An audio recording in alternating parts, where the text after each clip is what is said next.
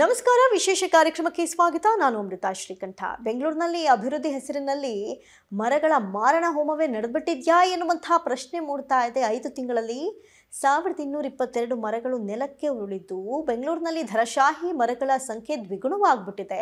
ಹಸಿರು ಹೊದಿಕೆ 3%ಗೆ ಇಳಿಕೆಯಾಗ್ಬಿಟ್ಟಿದೆ ನೋಡಿ. ಬೆಂಗಳೂರಿನಲ್ಲಿ ಅಭಿವೃದ್ಧಿ ಹೆಸರಿನಲ್ಲಿ ಮರಗಳ ನಾಶ ಹೆಚ್ಚಾಗ್ತಾ ಇದ್ದು ಗಾಳಿ ಮಳೆಗೆ ಬೀಳುವ ಮರಗಳ ಸಂಖ್ಯೆ 1000 ದಾಟಿದೆ.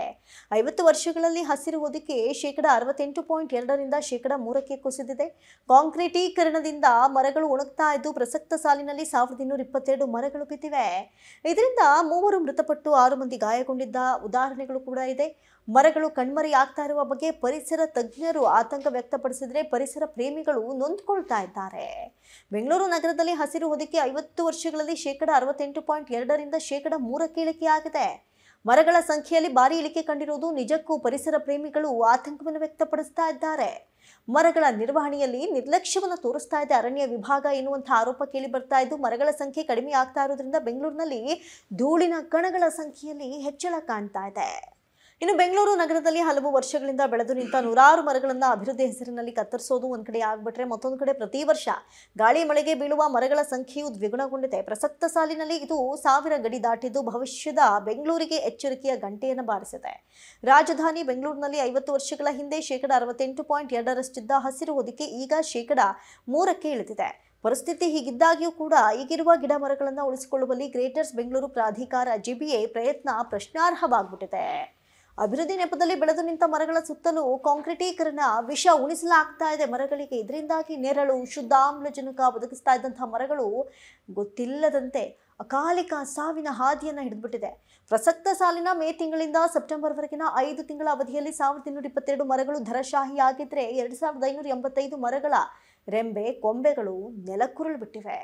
ಇಂತಹ ಸಂದರ್ಭಗಳಲ್ಲಿ 3 ಸಾವನ್ನಪ್ಪಿದ್ರೆ 6 ಮಂದಿ ಗಾಯಗೊಂಡು ಆಸ್ಪತ್ರೆ ಸೇರಿರುವ ಭಯಾನಕ ಘಟನೆಗಳು ಕೂಡ ನಡೆದಿವೆ ನೋಡಿ. ಇನ್ನು ಧರಶಾಹಿ ಮರಗಳ ಸಂಖ್ಯೆ ದ್ವಿಗುಣವಾಗ್ಬಿಟ್ಟಿದೆ. ಕಳೆದ ವರ್ಷದಲ್ಲಿ ಏಪ್ರಿಲ್ನಿಂದ ಆಗಸ್ಟ್ವರೆಗೆ 531 ಮರಗಳು, ಇನ್ನು 2010 ಮರಗಳ ರೆಂಬೆ ಕೊಂಬೆಗಳು ನೆಲಕ್ಕುರುಳಿದೆ. ಈ ಬಾರಿ ಧರಶಾಹಿಯಾದ ಮರಗಳ ಸಂಖ್ಯೆ 1222 ದ್ವಿಗುಣಗೊಂಡಿರೋದು ಇಲ್ಲಿ ಕಂಡು ಬರ್ತಾ ಇದೆ. GBA ಒದಗಿಸಿದ ಮಾಹಿತಿಯಿಂದ ಇದು ಬಹಿರಂಗವಾಗ್ಬಿಟ್ಟಿದೆ. ಗ್ರೇಟರ್ ಬೆಂಗಳೂರು ಪ್ರಾಧಿಕಾರದ ಅರಣ್ಯ ವಿಭಾಗದ ಬೇಜವಾಬ್ದಾರಿ ನಿರ್ಲಕ್ಷ್ಯತನ ಎದ್ದು ಕಾಣಿಸ್ತಾ ಇದೆ. ಒಂದು ನಿರ್ಲಕ್ಷ್ಯ ಧೋರಣೆ ಹಾಗೂ ಹೆಚ್ಚಾಗ್ತಾ ಇರುವಂತಹ ಕಾಂಕ್ರೀಟೀಕರಣ ಮತ್ತು ಕಳಪೆ ನಗರ ಯೋಜನೆಗಳೇ ಇದೆಲ್ಲದಕ್ಕೂ ಕೂಡ ಪ್ರಮುಖ ಕಾರಣ ಎನ್ನಲಾಗ್ತಾ ಇದೆ. ಗಿಡ ಮರಗಳ ಸಂರಕ್ಷಣೆ ಜವಾಬ್ದಾರಿ ಹೊತ್ತ GBA ಅರಣ್ಯ ವಿಭಾಗ ವ್ಯವಸ್ಥಿತವಾಗಿ ನಿರ್ವಹಣೆ ಮಾಡುವಲ್ಲಿ ಸಂಪೂರ್ಣ ವಿಫಲವಾಗಿದೆ ಅಂತ ಪರಿಸರ ತಜ್ಞರು ಆರೋಪ ಮಾಡಿದ್ದಾರೆ. ನೀರಿಲ್ಲದೆ ಉಸಿರು ಕಟ್ಟುವಂತಹ ವಾತಾವರಣ, ನಗರವನ್ನ ಸ್ವಚ್ಛ ಸುಂದರವನ್ನಾಗಿ ರೂಪಿಸೋದಕ್ಕೆ ಪ್ರತಿ ವರ್ಷ ಕೋಟ್ಯಾಂತರ ರೂಪಾಯಿ ವೆಚ್ಚದಲ್ಲಿ ರಸ್ತೆ, ಫುಟ್ಪಾತ್ಗಳನ್ನ ಕಾಂಕ್ರೀಟೀಕರಣ ಮಾಡಲಾಗ್ತಾ ಇದೆ. ಇದರ ಜೊತೆಗೆ ರಸ್ತೆ ಬದಿ ಜನರಿಗೆ ನೆರಳು, ಶುದ್ಧ ವಾತಾವರಣ, ಆಮ್ಲಜನಕ ನೀಡ್ತಾ ಇರುವಂತಹ ಗಿಡ ಮರಗಳ ಸುತ್ತಲೂ ಕಾಂಕ್ರೀಟ್ ಪೇವರ್ಸ್ ಅನ್ನು ಹಾಕಲಾಗ್ತಾ ಇದೆ. ಇದರಿಂದ ಮರಗಳಿಗೆ ಒಂದು ಹನಿ ನೀರು ಕೂಡ ಸಿಗದಂತಾಗಿ ಉಸಿರು ಕಟ್ಟುವಂತಹ ಪರಿಸ್ಥಿತಿ ನಿರ್ಮಾಣವಾಗ್ಬಿಟ್ಟಿದೆ. ಇನ್ನು ಅತಿಯಾದ ಶಾಖ ಮತ್ತು ನೀರಿನ ಕೊರತೆಯಿಂದ ಮರಗಳು ಧರಶಾಹಿ ಆಗ್ತಾ ಇದೆ. ಇದನ್ನ ಈಗಲೇ ಎಚ್ಚೆತ್ತುಕೊಂಡು ತಡಿಬೇಕು, ಇಲ್ಲದಿದ್ರೆ ಭವಿಷ್ಯದ ಬೆಂಗಳೂರಿಗೆ ಇದು ಕಂಟಕವಾಗಿ ಪರಿಣಮಿಸಲಿದೆ ಅಂತ ಪರಿಸರ ತಜ್ಞ AN ಯಲ್ಲಪ್ಪ ರೆಡ್ಡಿ ಆತಂಕವನ್ನು ವ್ಯಕ್ತಪಡಿಸಿದ್ದಾರೆ. ಗಿಡ ಮರಗಳ ಪರಿಣಾಮಕಾರಿ ನಿರ್ವಹಣೆಗೆ ಹೆಚ್ಚಿನ ಮಾನವ ಶಕ್ತಿ ಅಗತ್ಯವಿದೆ.